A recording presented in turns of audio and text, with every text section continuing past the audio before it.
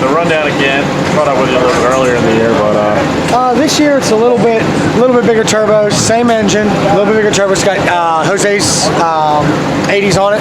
right. We upgraded this year. We got a Performance Turbo 400 in it, and we upgraded to the EV1 and a 9-inch by Quick Performance for us. And we've had some trouble this week. We had a broke converter.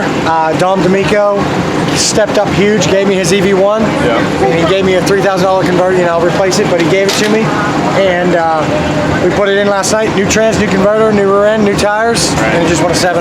Cool, man. Are you guys battling anything this weekend besides the converter? Are you playing with things? Are you just trying to make it consistent? How's that go? Just trying to get it to go. That was the biggest thing, was that converter was killing us. We get to the 330 and had no converter pressure. So it made a huge difference. I mean, we found the issue late last night, and today was a guest tune-up in 170. So what's the best you've seen in the car? That's it. 702 200. Before that was a 715 at 199.